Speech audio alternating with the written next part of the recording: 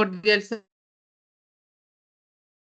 saludo, soy Palacios y Sandra Fernández, y a continuación les mostraremos una línea de tiempo con los eventos más relevantes de la evolución política en el marco de educación inclusiva, con el contexto internacional y nacional.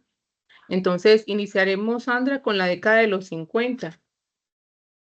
Gracias. En la década de los 50, a nivel internacional, se abren precedentes para las políticas de igualdad y no discriminación por sexo, aplicables luego a la educación, reconociendo el derecho del niño a recibir educación gratuita y obligatoria.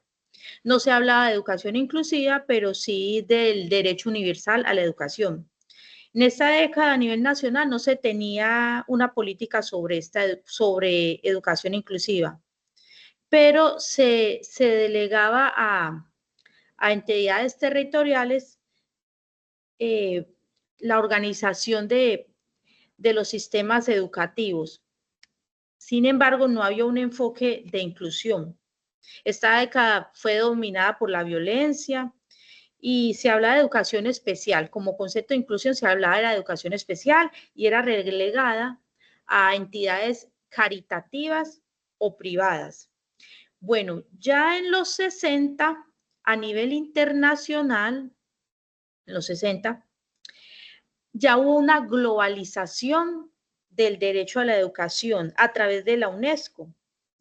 Se presenta el Tratado Internacional para garantizar la igualdad de oportunidades tanto para mujeres y hombres, el mismo salario de acuerdo a las horas trabajadas y el oficio, o sea, que fuera por igual la remuneración.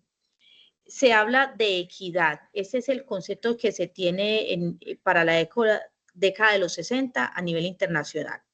Se habla de equidad. Ya a nivel nacional se inician reformas de expansión de educación primaria. Aún todavía no había tanta oportunidad de estudiar el bachillerato, pero eso fue un inicio. Como evento relevante en la década de los 60 está el surgimiento de las guerrillas y la reforma agraria. Esta reforma agraria también es una forma de inclusión porque es una forma, se desarrolló, surgió por la necesidad de repartir equitativamente las tierras, aunque continuaron los problemas de desigualdad en esto. Pero bueno, fue un avance que se hiciera la reforma agraria, que estuviera al menos en los papeles. Ya para la década de los 70, a nivel internacional, nace la idea de educación como derecho humano y es Estados Unidos a través de sus leyes que sirve como modelos a los países en desarrollo. En esta época se habla de, como concepto inclusivo, se habla de escuelas especiales. Bueno, a nivel nacional, en la década de los 70, falta una regulación específica para la atención de la discapacidad. Esta sigue relegada a instituciones especializadas y se habla como concepto de discapacidad. Bueno, ya en la década de los 80, para la década de los 80, se amplía el reconocimiento constitucional sobre el derecho a la educación en muchos países.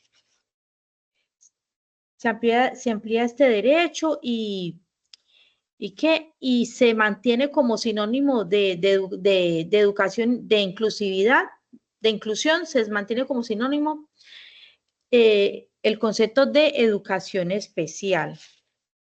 En los 80, a nivel nacional, cabe destacar que se fortalecen los programas para la niñez vulnerable, en especial en salud y nutrición. Todo esto se crea respaldado bajo la Ley 75 de 1968. Aunque es una ley que se creó en los 70, fue aplicada en los 80. Y para ello crean algo que se llama ICBF. Esto ya en el ámbito de la educación. Entonces se hablan de ajustes curriculares, aunque sin transformar el sistema regular, pero ya con lo del ICBF, entonces es un gran apoyo para para la infancia vulnerable. Continuamos con la década de los 90, María Alicia. Bueno, a partir de esa década se es relevante lo que es la educación para todos. Se da lo que es la cumbre a favor de la infancia y se da la Conferencia Mundial de Derechos Humanos. No se mencionan leyes específicas, pero se hace una referencia a falta de avances significativos en la inclusión. Aquí se crea lo que es la Declaración de Salamanca, que es la de 1994, y los conceptos básicos de toda esta década se transfiere a estos conceptos: no discriminación, educación para todos, accesibilidad y equidad, educación como derecho humano y la universidad del acceso. Ya en el ámbito nacional encontramos esa política, que es la Ley 115, que establece el marco legal de la educación inclusiva, integral con un enfoque diferencial. Ahí ha habido un gran avance. De igual forma, en la Constitución se habla de esos derechos fundamentales para esas personas con discapacidad o con ese derecho de enfoque diferencial. Y los conceptos más relevantes es la igualdad de oportunidades, la accesibilidad universal educativa y la atención educativa a personas con limitaciones físicas, sensoriales y psíquicas.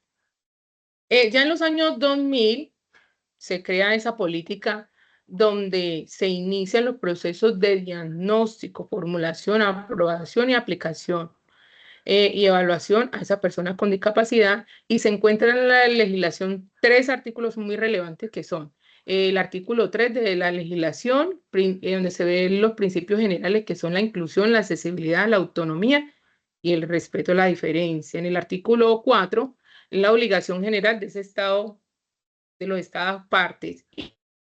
Y en el artículo 24, o sea, el desarrollo de la educación inclusiva.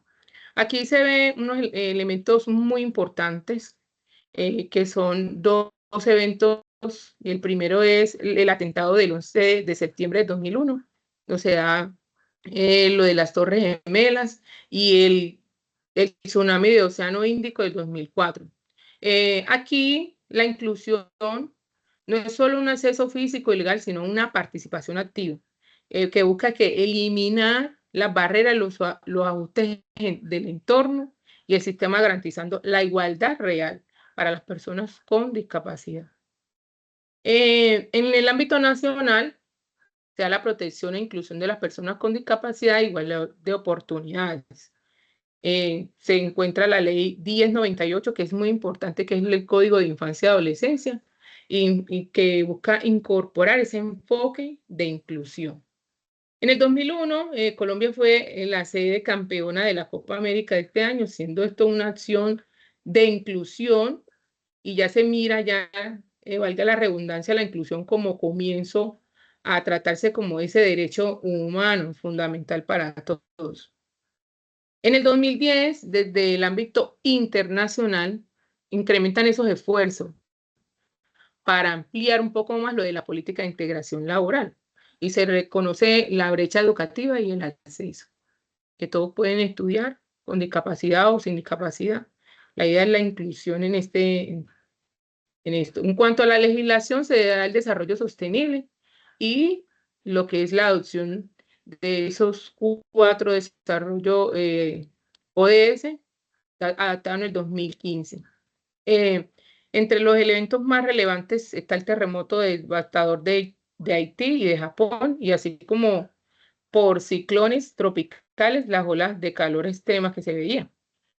Aquí aparece el concepto de inclusión como la base de la justicia social, y se amplía un poco ese tipo de diversidad y sobre todo esa parte extrema.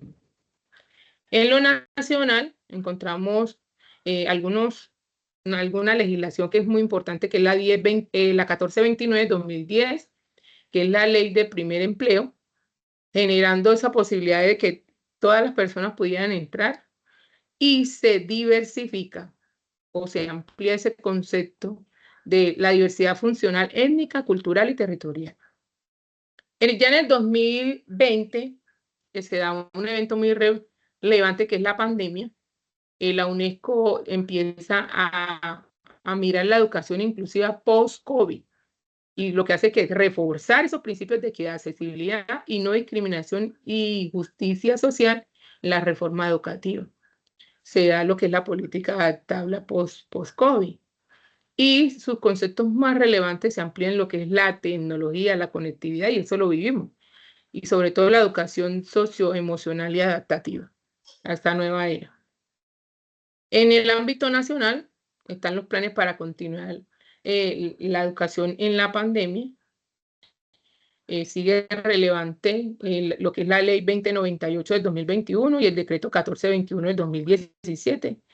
Y se da el Plan Nacional de Desarrollo, que es el gobierno de Gustavo Petro, que actualmente nos encontramos en él.